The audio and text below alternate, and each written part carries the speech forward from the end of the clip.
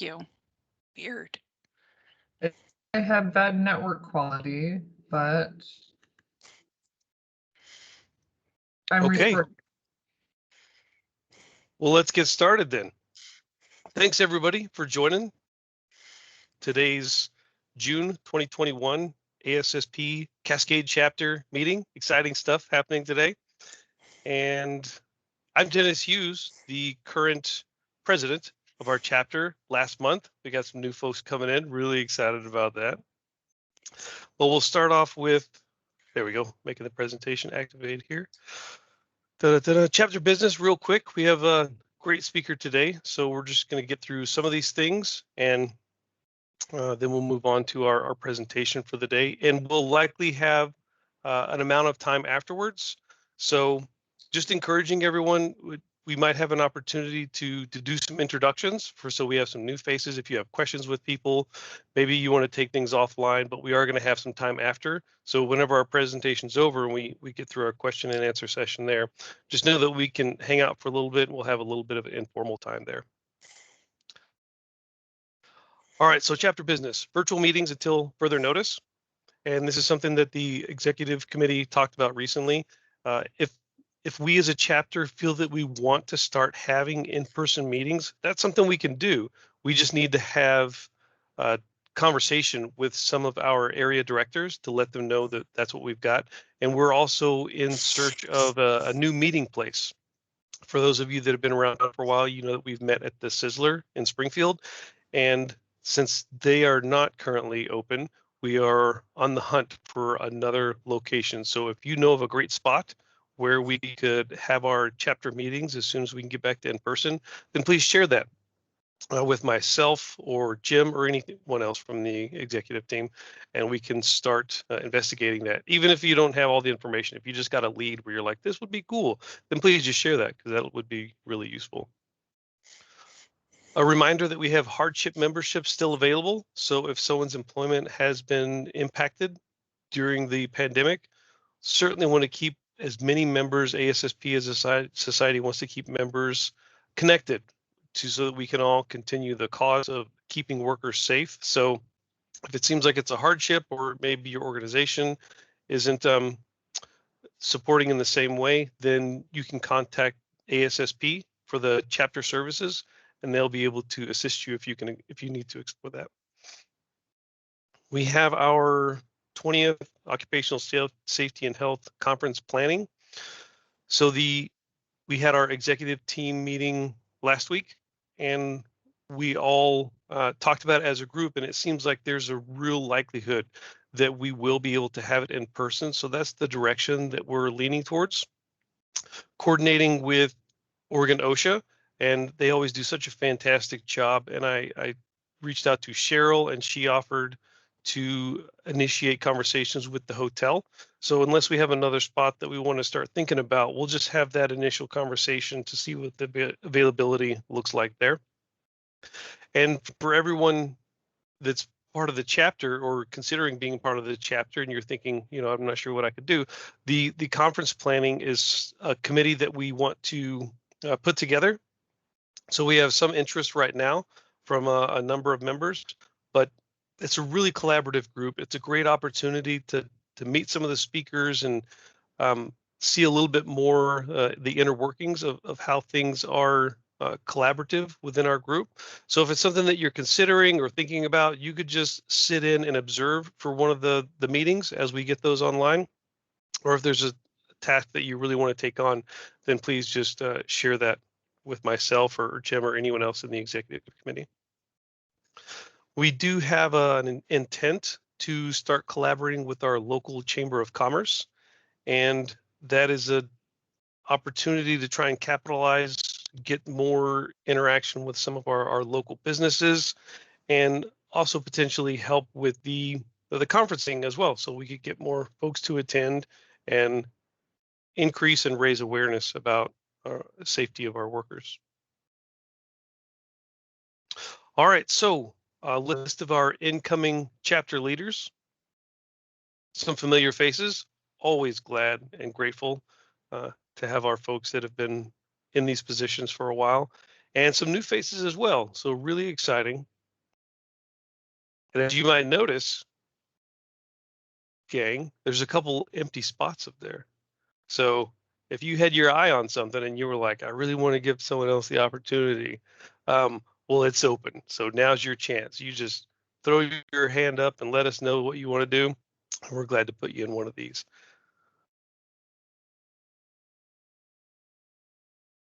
Okay, that's all I really had for chapter business.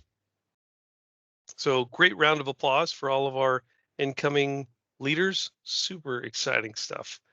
And for anyone else from our executive team, did I miss anything else that we wanted to share with the group?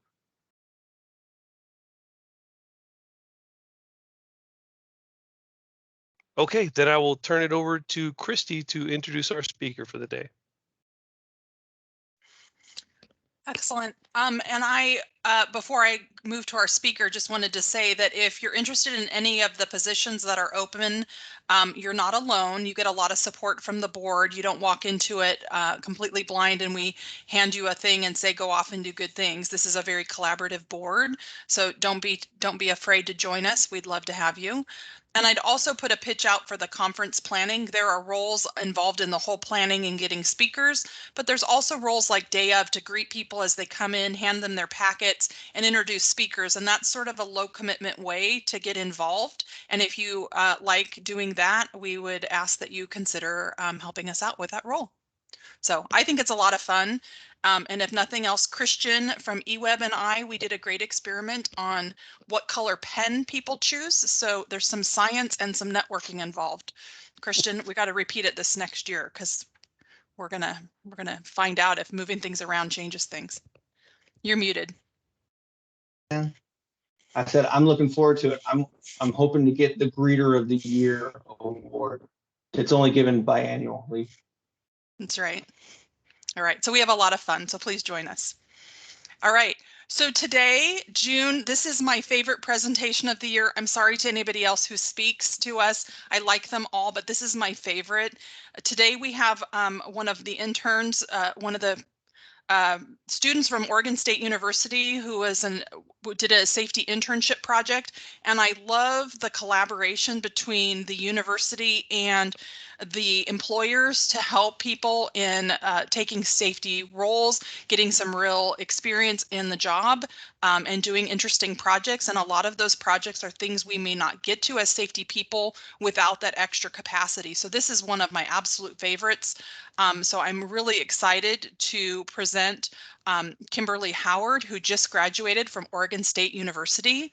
She has a master's in public health with a concentration in environmental and occupational health and a minor in ergonomics.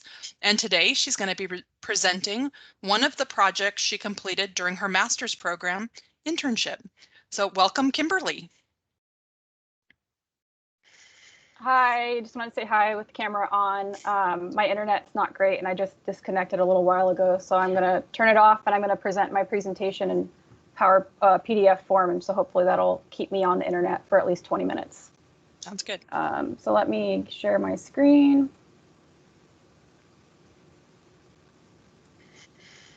Okay, can you guys see the mapping of manufacturing plant PDF? Yes. Okay. So yeah, so for my internship project, I did a mapping of manufacturing plant injury surveillance data. So I'm going to start off by talking about the various types of injury surveillance systems, and then I'll get into the details about the creation and utility and kind of the results of the mapping program. And then finally, I'll talk about some limitations, the future direction, and larger implications for the project. So currently, the occupational health and safety field doesn't really depend on a single surveillance system, but multiple systems with different purposes and functions. The U.S. Bureau of Labor Statistics is a federal system that collaborates with states to run surveys to collect injury and illness data for statistical purposes. Some examples of these are surveys on the Census of Fatal Occupational Injury and the Survey of Occupational Injury and Illnesses. And then we have NIOSH, which supports various surveillance system programs, such as the Centennial Event Notification System of Occupational Risk, also known as CENSOR, which helps state health departments build and maintain surveillance systems. And they also have the Fatality Assessment and Control Evaluation, also known as FACE, that contributes to research and developing prevention strategies. It's important for these programs are important for continuing research in the field because they produce knowledge that contributes to reducing occupational injury and illness in the workplace. But despite the amount of information these programs can provide us with, they are limited in their ability to help organizations assess plant level health and safety trends or determine the effectiveness of new or existing controls. So other than the traditional federal or state-run surveillance systems, there are other surveillance system methods for assessing health and safety in the workplace, such as hazard mapping and injury data mapping. Hazard mapping can provide information on the nature and distribution of hazards identified in the workplace. The map on the left shows an example of the hazard mapping, and you can see that the locations containing chemicals and carcinogenic hazards have been marked on the facility CAD map. And hazard mapping is a proactive method for managing health and safety because it helps identify areas of potential risk, which is necessary for implementing preventative measures for controlling hazards to eliminate any future incidences. And on the right, we have an example of injury data mapping, and this method allows organizations to map their own injury surveillance data to identify emerging health and safety trends and assess the effectiveness of new or existing controls. And although this is a reactive approach, it can aid in early detection, trend detection. So controls can be put in place before an incident can occur. And hazard mapping differs from injury data mapping because it doesn't really allow for ongoing data collection necessary for performing data analysis, which is vital for organizational problem solving, where injury data mapping helps to interpret data in a meaningful way for improving organizational operations, especially those associated with health and safety. So using hazard mapping and injury data mapping together might allow for a more robust approach to reducing injury and illness in the workplace. So a plant's injury surveillance system can collect information on the who, what, when, where, why, how injuries occur throughout the workplace, and analyzing this data can help provide information on health and safety trends. And when we can spot these trends, we can put preventative measures in place. But for these preventative measures to be most effective, it's best to communicate them through tailored means of communication, such as using data visualization. The lengthy technical information we gather from data analysis should be visually communicated because it means that the data will have already been processed by the time it reaches its audience. And processed data is way more useful to decision makers or stakeholders because the most essential information has already been quickly and easily communicated. So I completed my internship at a multinational food corporation where I created an injury mapping program to process the plant's corporate EHS reporting data in a meaningful way. The purpose was to provide a visual to easily communicate the health and safety trends to management and employees to take action to reduce injury and illness in the workplace. And this particular plant is one of the smallest, most manually operated North American plants within their corporation. So their health and safety trends differ pretty significantly from other plants because of the manual nature of production operations.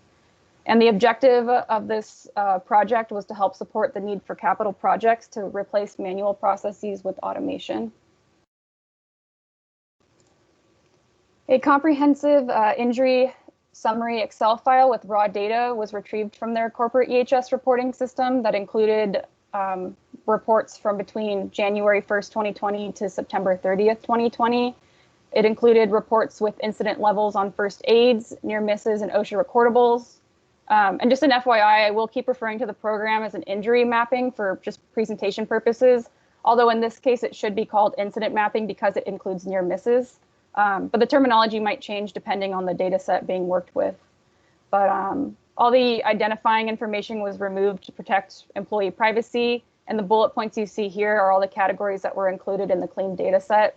The accident type and nature of injury were coded because of the lack of systematic coding and missing information, which was filled in based on the contextual information I gathered from the brief narrative from the employee description of the incident.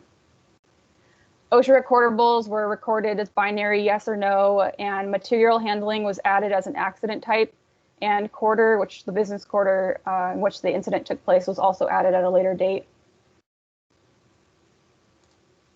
So when I started my internship, I discussed program parameters with my preceptor, and they were that the mapping program should be built around a CAD map of the plant floor, and that each location would be represented by a color-coded dot based on the injury count at that location. And then injury data needed to be extracted as an Excel file from the corporate EHS reporting system, and the reported incidences from the Excel file needed to be tied to a listed location on the map and accompanied by the appropriate reported information. And because no such program exists to do this, I did some research to find a program that could be tailored to meet these program requirements. I came across a program designed to perform room utilization studies called Facility Quest, which kind of had like a similar operating system. And I did a lot of negotiating with the Facility Quest and worked with them to help adapt their program to fit the injury mapping program requirements. To get the program up and running, I gave Facility Quest the CAD map with the corresponding locations, which is what you see on the slide, and an Excel file with the clean data. And if I wanted to add data later, I would just send them an updated Excel file to upload. And at the end of all this negotiating, I was able to get them to do this project with me at no cost to the business. So this is what I ended up with. To get into this program, you want to log into their website and navigate to the Plans tab, and then click on the Injury panel, which is a little button shaped as a hand up there.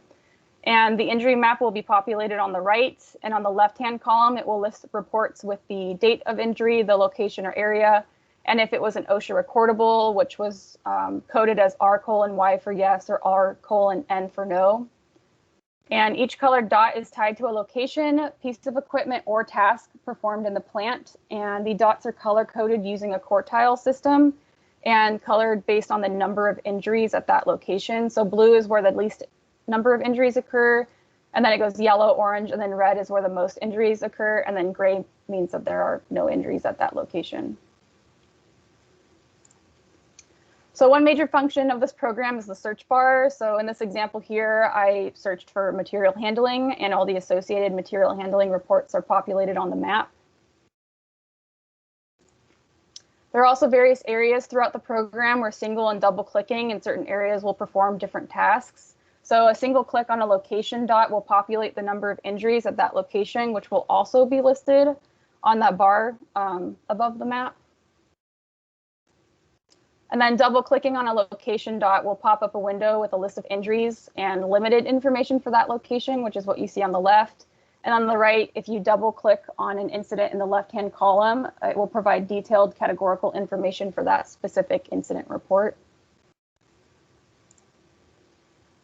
And then summary statistics automatically generated by the program, which were chosen and set by Facility Quest, included a bar graph of the number of injuries by month, a bar graph of the number of injuries by the day or by the week, and then a pie chart of reports by incident level percentage. And other than the program generated summary statistics, I also used Excel to further analyze any of the trends that were identified by the map.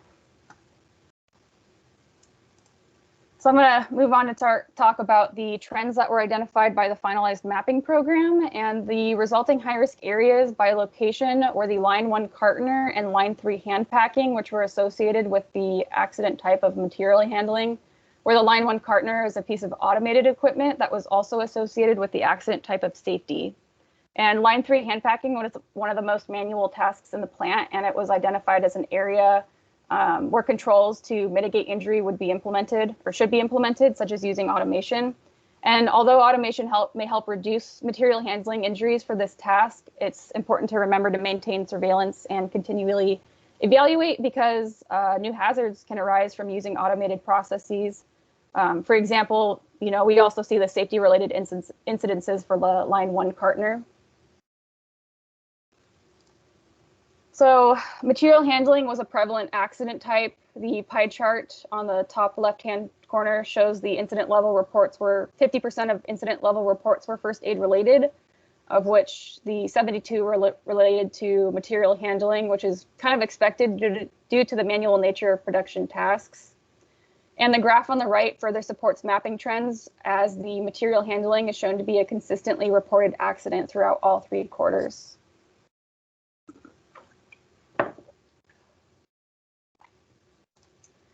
And of course, we can't talk about anything that happened in 2020 without mentioning COVID 2019. When COVID-19 started to impact the United States around March-ish of last year, a lot of businesses were kind of confused without the guidance of federal or state emergency standards, despite the availability of CDC guidelines.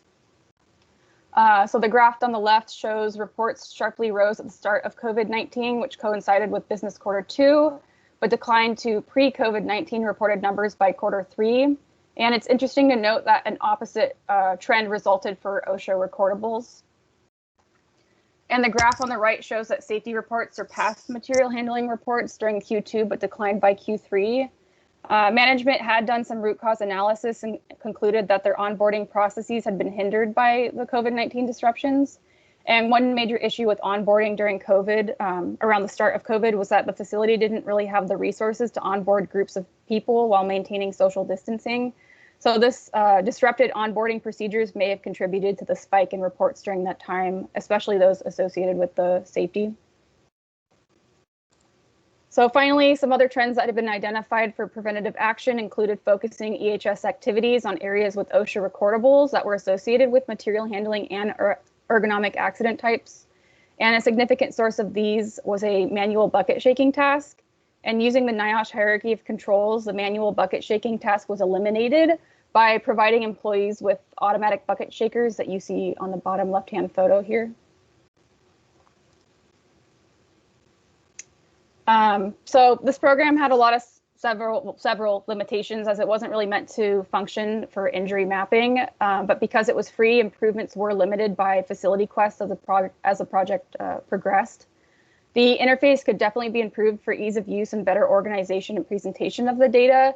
And there should also be a feature that allows for deeper analysis of identified trends, much like what I did in Excel. And I think one of the major flaws was the color coding system. See on the top right-hand corner, I searched for OSHA recordables, and each location only possesses one OSHA recordable. So colors were assigned at random. So when searching for locations with similar injury counts, random assignment of colors could potentially be misleading, especially for those not really familiar with the program.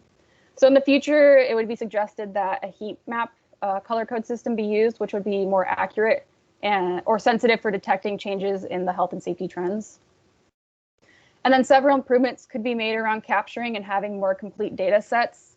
So like streamlining reporting systems could be one solution, because failing to capture data due to inconsistencies in reporting can result in critical information being overlooked. And another limitation was data incompleteness due to a lack of systematic characterization of injuries or missing information. And providing a systematic way to code for categories such as the accident type or nature of injury could help improve data consistency. And improving reporting forms by listing codes or other options and requiring an employee to circle one of the options may decrease the amount of missing information. Having a more completer and more systematic data set could also help improve mapping programs' accuracy for enhanced data analysis as well. For larger implications of this project would be to standardize injury reporting methods, which will help easily combine data sets from the different systems, so like the BLS, NIOSH, and the facility quest systems. As previously discussed, having a systematic way to categorize and code data can help improve the standardization of recorded information, which will also allow for more compatibility between data sets from different systems. So more extensive and complete data sets could improve research for developing prevention strategies, which could ultimately lead to better decision-making around policies or standards or regulations to reduce injury and illness in the workplace. So I was lucky enough to have caught up with my preceptor recently, and he updated me on how the mapping program helped the business. So the mapping results helped to support 2 six-figure capital projects to replace manual tasks with automation. One at line 3 hand packing, which was stated before, and another at line 1 boxing. And that, according to the NIOSH hierarchy of controls, that would be eliminating the hazard. And it also supported their Q4 ergonomics campaign, because the mapping trends motivated them to create task-specific ergonomic training in the form of videos. And these videos would act as administrative controls to reducing ergonomic injury, because it's instructing workers on how to do the work in a way that won't result in ergonomic injury or reduce ergonomic injury. And fortunately, the internship site's been really good about cultivating a culture that emphasizes worker safety and encourages all reporting of incidences or concerns. So disseminating easy to understand information such as the injury map shows employees that reporting is vital to proactively managing their safety and the safety of others, which will hopefully encourage them to continually participate in reporting.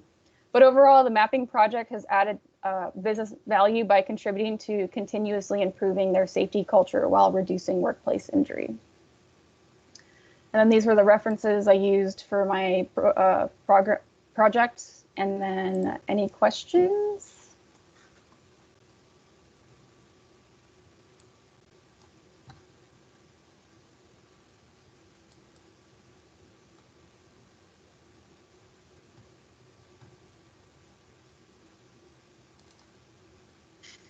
So Kimberly, could you tell me how long your internship project was? Did you work for them for several months? Was it a short-term, long-term project?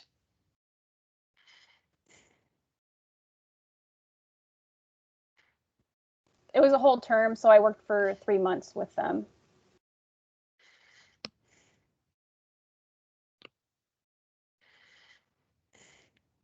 I appreciate the mapping. I think about mapping in my organization a lot, but we tend to be all over the city, not in a production or a manufacturing facility. So I haven't quite grasped how we'll use that data, but the visual representation of it is really meaningful for people like me who are visual learners. So I appreciate seeing that instead of a spreadsheet. So I think that's amazing. Yeah. Christy, you have a strong GIS crew that you might talk to about this. I do.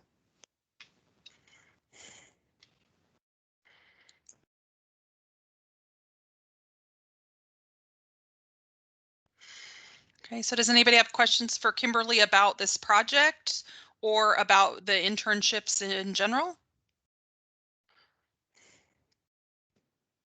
I just, I just had a quick question. Lance, Christian.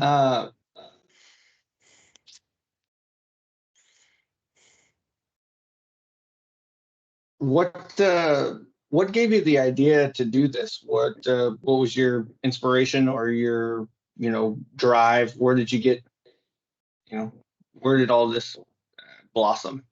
Yeah, so I'm not going to take the credit for this. I definitely have to put that on my preceptor. It was his idea. He wanted to kind of come up with a program for this, and there really isn't a program to do this, so I kind of had to take it upon myself to go do the research and try to find someone that would do something like this for us. That's really cool. Thanks. Okay, I have one question. Thanks for the presentation. Appreciated that. When you're doing the mapping and you're looking specifically in the industry that you were using, it makes total sense, right? You're in a manufacturing, you have certain locations that can be identified as hotspots within that that cause injury. But I guess my other question is, how do you extrapolate that data out to understand behavioral based situations that arise from employee engagement? Because we can have the best facility, we can have the best rules in place, and a lot of times people circumvent that, right? They shortcut it, and they violate rules, they violate policies, they don't wear PPE, they do whatever they're going to do, they're people.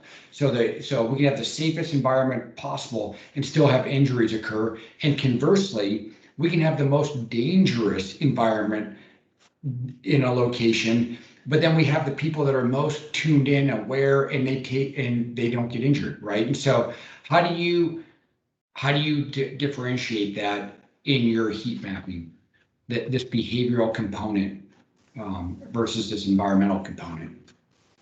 Yeah, so I guess it just depends on, I mean, this is kind of like a reactive approach, so it'd be kind of hard to tell behavioral wise. And this kind of purely just relies on the data. So I don't know if you could necessarily, pick that out from the data and from the mapping program. Behavioral stuff, that might have to be like a separate analysis, I guess. Yeah, I guess to further my question on that, you could have, if you had like 3 employees working in location A, B, and C, you could have employee B and the behavior of that employee lends themselves to being injury prone for whatever reason, right? These different behaviors that they have. And so that would then, I'm not going to say taint the data, but that would highlight the data to indicate that the location that they were working in, location 1, would be the most dangerous one. In fact, that would not be true, because if you rotated the employees through the facility, then that location that would initially have shown as a hotspot on your mapping would then no longer be a hotspot if a different employee worked in that location. Does that make sense? Yeah, I don't necessarily want to, make a place a hotspot just because of one employee. I think as a safety manager, it's our responsibility to kind of look at the issues that are arising and not necessarily talking or identifying just one employee, but making sure that you have the controls in place so that those incidences aren't happening, and training employees, everyone, the same way to make sure that they have the same understanding of how to do safe work. Well said, Kimberly. Good job.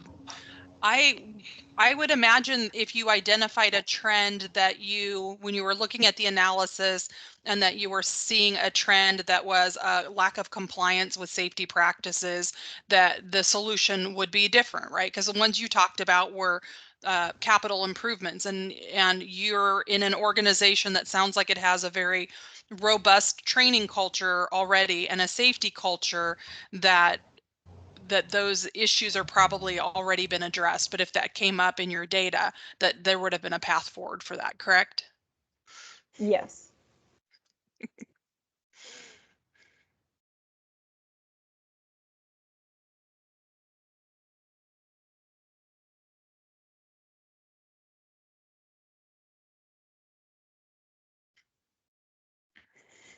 This is Dennis. Just to echo what the others have said, that I think it was a fantastic presentation, and the ability to dive in and see where the opportunities were, but then also at the individual level where the coding and the person reporting, I think having all those aspects together, like Christy was saying, it really helps create that safety culture so that you have the reporting, the analysis, and identifying the hazards. So great job. Yeah, thank you guys for listening and giving me an opportunity to come speak to you guys. Yeah, I was really impressed with the amount of near miss reporting you had. We have some struggles getting, near misses reported in my organization. That might be a byproduct of our culture or the difficulty in the reporting system, but it looked like you had a really good number of near misses. So I applaud that. I also wanted to ask, oh, go ahead. Sorry, I would definitely contribute that to the ease of reporting. They do have cell phone reporting apps throughout the production area, so they don't necessarily need to stop production and leave, or you're done with a shift and you don't want to fill out all these report forms or whatever. So I think it's ease of reporting as well, providing that for them. Excellent. I don't know if I missed this, but have they, the people you work with on the software, made this available for other people to work on and add to? I'm sorry, I couldn't hear you. What'd you say? Sorry, my mic was up. Yeah, there you go. The software people, the people you work with, are they making their software available for others to do this kind of work with? They are, but I plan on working with them to help them kind of refine the program to maybe fit a more wider use for other people, and change kind of the reporting system. And there's a lot of things to work out. So hopefully it will be available sometime in the near future. Well, if you want to help her in that, I'd love to work on software. Yeah, sure.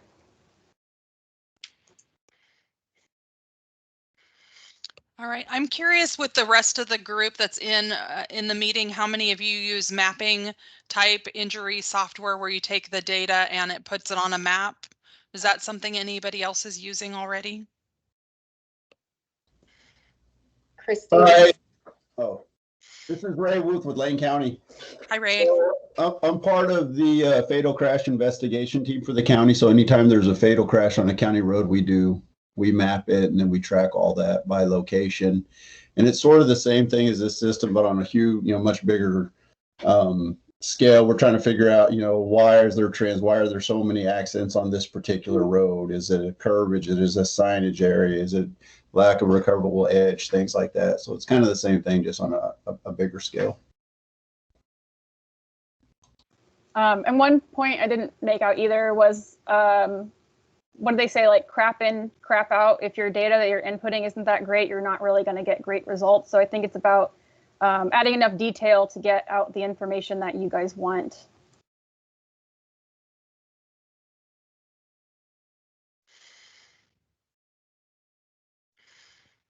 Was there someone else who had a system you wanted to share?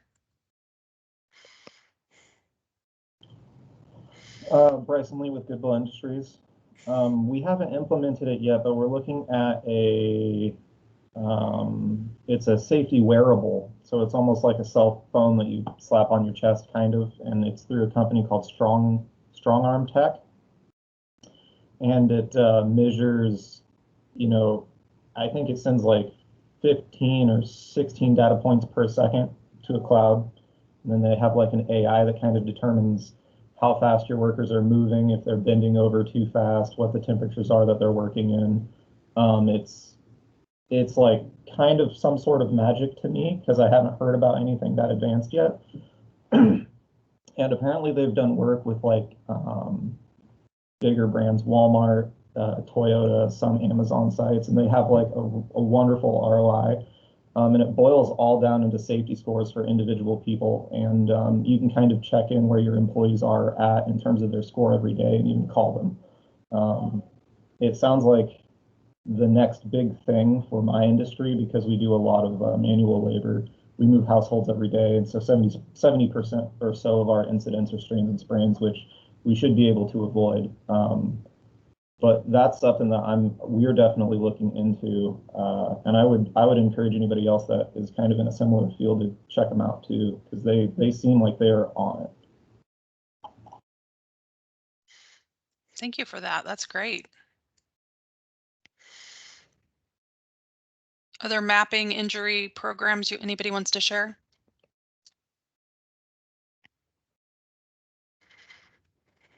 I don't have all the names in front of me, but through Dow and some of the chemical companies, there's some very good exposure, and they have them plant-wide or area-wide. And there's also some stuff in the utility industry that I know is available, but I haven't seen it used here locally. Excellent. All right, Kimberly, can I ask you one more question? And it's really more around the OSU internship program itself. Sure. I know we at Public Works had an intern a few years back and loved the experience and are hoping to do it again very soon. Do you know anything about other internship projects that people might have done that might spark some ideas on how people in this meeting might be able to collaborate with OSU and make a match to meet a safety need and give somebody else an opportunity? Oh, that's very, very broad, because everyone has such different interests. So, I mean, honestly, any type of projects that you guys have, I'm sure would be interesting to people. Working with data, doing, stuff that they might not necessarily like learn about in class, like doing risk assessments and stuff like that. That would have, that's appreciated. Technical stuff. Excellent. That's what we did. We had our intern, Stevie Fitch, did some work with working with groups of people and doing some data gathering on using the Oregon OSHA SHARP assessment and the 58 elements. And so that was a really great experience working with people and figuring out how to get people to engage. It was a little bit different than data, but it still was data. It just wasn't as easy to get the data sometimes. Yeah, that could be troublesome. Yeah. Interestingly, I think the hardest group for us to engage wasn't our field staff, but our own leadership teams, which was interesting. So, all right. Well, any last questions for Kimberly? Okay, I see Kimberly's she's put her email into the chat. So if anybody wants to get in touch, her Gmail account is located there. And I see Bryson also posted a link to the wearable device that Goodwill is exploring using. So if anybody's interested in that, please take a look at that and we'll, you know, share and collaborate. So thank you so much, Kimberly. That was an amazing presentation. Thank you guys. Yes. Another All note right. about the chat earlier on, Thomas had put a link to our Facebook page as well. So if anyone isn't familiar with that, you can scroll up there and check that out. Awesome. All right, and we're done. We actually are a little early, and after the last meeting where we had a little bit of space, Thomas said, hey, this would be a really good time for us to do a round of introductions with people. So I hope you will all entertain me, or at least participate. And if you don't mind, I'll just read through our list of people. And if you wouldn't mind, if you can turn your camera on and just pop on for a minute and say hi, introduce yourself, maybe your title and your organization you work with, that would be really excellent. So I'm just going to go through the list so we don't step on each other because that's chaos. Chrissy, I apologize. If I could jump in real quick. Just one more housekeeping thing that I neglected to mention at the beginning, and that's that we will not be having a meeting in July or August. We're looking at our next meeting being in September. It could potentially be a mixer. So we fingers crossed we can do some type of in-person event by that time. But just to let everyone know, you're not missing the invite. September, plan for some type of awesome event with your fellow safety compadres, and we will all hopefully get together. We'll get more details later on. So if you happen to be a spectacular party planner, now's a good time to shine. But otherwise, we'll come up with something and get the updates out later on. Awesome. I love the mixers. Those are my favorite. Anytime we get to network is fun. All right, so I'm just going to go down the list. So when I call your name, pop on and just say hi. So I've got Alyssa Walter. Hi, everyone. My name's Alyssa. I'm the new safety admin here at eWeb. So I work with Lance and Christian very closely. I'm sorry. No, I'm not. Welcome, Alyssa. You're working with a group of very fun safety professionals. I love it. I am. I love them. Excellent. I have somebody that says Chris, but no last name. I think they put in the chat that they had to take off. Okay, thank you. Bryson Lee. Hello, Bryson Lee, Goodwill Industries. I'm a risk and safety coordinator here. Been doing it for about 7 years, and working with Goodwill, nothing ever gets boring. We always get wonderful stuff through donations, wonderful stuff all the time. So it's been great. This group has also been wonderful. It's a great resource. I definitely promote it. Thank you. Thank you. Katie Gonsalves. Thanks, Christy. I get to work with Christy at City of Eugene Public Works in safety and emergency management, and I'm looking forward to being more involved in ASSP as the government affairs person. So I'm looking forward to learning more about that role. Awesome. Dave Lindeland. Hi, I'm Dave Lindeland. I am the risk manager for Lane Transit District, and I'm also the current treasurer for ASSP. Excellent. Ryan Jacobson. Hey guys, good afternoon. So yeah, Ryan Jacobson. I work for Nestle USA. I'm a senior manager. Actually, my main division with Nestle is the sales organization. So as you can see, I'm working from home, but we have about 1,700 employees that cover all 48 states, Puerto Rico, and Hawaii. So that's kind of what I do. Awesome. Thank you. Dennis Hartman.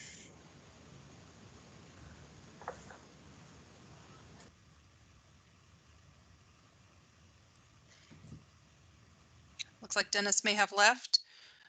Brian Ortiz.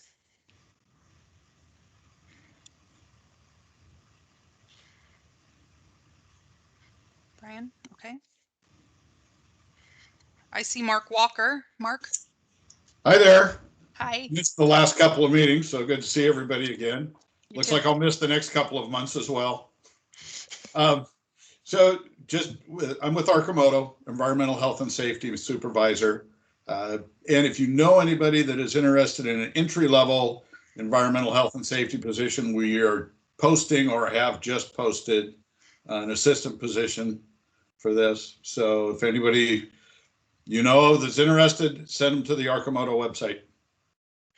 All right. And if you'd like to send the link to one of us, we'll get it posted to our webpage too. We'd be happy to share it that way. Awesome. All right.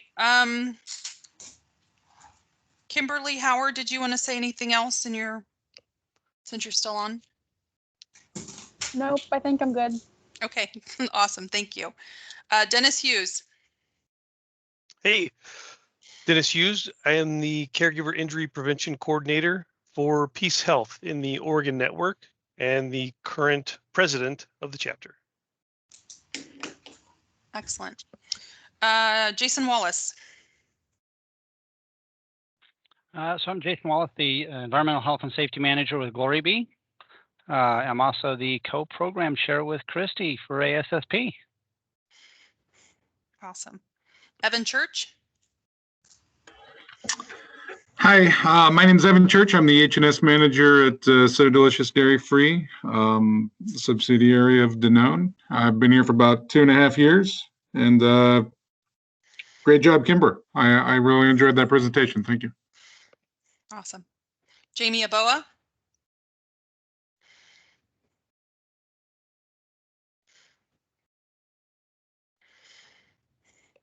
Jamie.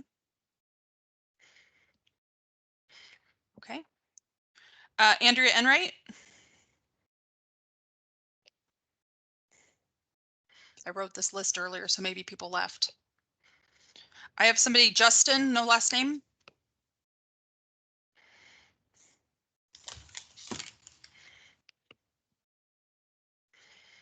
Okay. Christian Knudsen. Yeah, hi, Christian Knudsen, safety analyst with eWeb, and I am the current membership chair for this chapter. Yay. Paul Fernari. Thanks, Christy. I'm Paul Fernari, Safety and Loss Control Program Manager for the City of Eugene. Excellent. Brad Galbraith.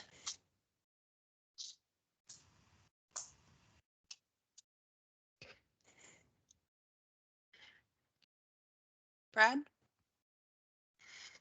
Okay. Sarah Poles. Hello, everyone. I'm Sarah Pulse, the Environmental Project Manager at the Eugene Airport. So one of my many hats is safety out here. So Christy has invited me to these meetings and I've tried to attend over the last year or so. So I'm really enjoying the program content. That's awesome. Instead of just having a membership meeting, I think it's really valuable. So keep up the good work. Awesome. Thanks for joining us. Sarah and I got to meet this year in our COVID EOC, and Sarah's got a background in public health herself. So we learned a lot working together this year. Naomi Hernandez. Hi, I'm Naomi Hernandez. I'm a safety management consultant, one of 3 in the Eugene office for Safe Corporation. And I'm also your new delegate at large for our chapter. So I'm still going to get a chance to learn the new role. And I'm also the Hispanic Safety Professionals interest group liaison for now and representative for the state of Oregon. And so working on doing some outreach so that we have more of an HSP presence in our state. I also wanted to notify you in case anybody's interested that SAFE is getting ready to post about 7 positions for the safety professional role out throughout the state. We got openings, I believe, in Bend, Medford, Portland, Salem, in our Eugene office as well. So I'm going to put the link online because you can set up a profile in our system and then it'll notify you as soon as those are open. So thanks. Awesome. Thanks for sharing that. Scott Natal, is that right? Yes, yeah. So Scott Nuttall, I'm the Director of Safety for First Transit in the West in Canada. So glad to be here and nice to meet you guys. You too. Merrill Harrison. Hey everybody, Merrill Harrison, Deputy Fire Marshal, Eugene Springfield Fire. Always a pleasure to be here with you guys. I learned so much from you and I'm grateful to be here. Thanks, Merrill. Lance Hughes. Hello, yeah, Lance Hughes, Safety Program Manager at EWEB, been here about 10 years. May I ask what's behind you today? It's just my residence. Yep. Nuclear bunker or something? Be prepared.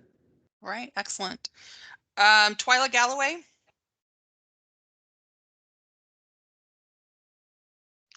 I think she messaged that she had to step away earlier. Okay, I missed that. Thomas Price.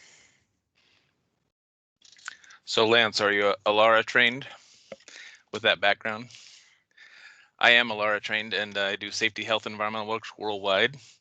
I come from Mendocino County Environmental Health, so I actually have an environmental health background within public health, and I've done a lot of work in pandemics and preparedness.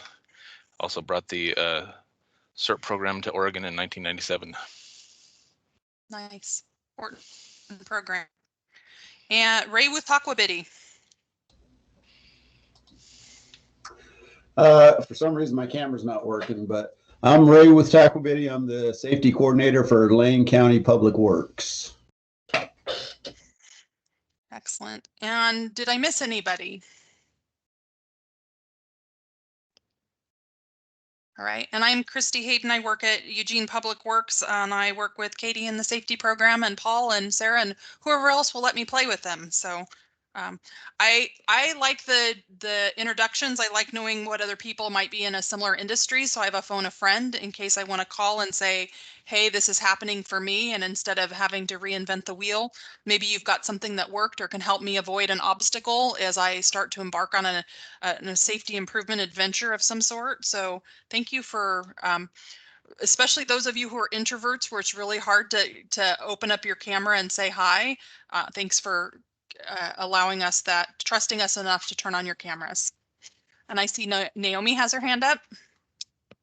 Yes, I wanted to mention that I did call the Sizzler and they are open, which I was surprised about. And I asked about whether or not we could go back to using that room in the back, and they said that they need at least a week notice for any sort of a meeting, but that they don't see that being an issue. So that's really encouraging and exciting to hear that they are back and open.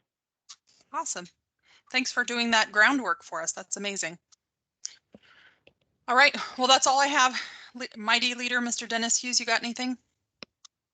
No, ma'am. That's it. Thanks for navigating us through the meeting today. Great job. Of course. And I think our meeting series ended in June, so we'll have to set up a new set of meeting notices. So if you've got people who, and we probably will be talking about if MS Teams is the right platform. We're using it because that's what my employer provides me. And so it's easy and we didn't have to buy something extra. We may stay, we may do something different. I don't know, but look for some new meetings coming to your calendars in the fall, starting in September. It's the same interval, which is what, the third Tuesday of the month. Usually it's 11:30 to 1, and 11:30 means show up to order your food, and then we start the presentations 12 to 1. So anyway. Who's our current program chair? Jason and I. Okay, cool. Yeah, if anybody would like to help, you're always welcome. So, all right, well, thank you, everybody. It was lovely to see you all. Thanks, everyone. Bye. Thanks, everybody. See ya. Bye, everyone. Thanks. See ya.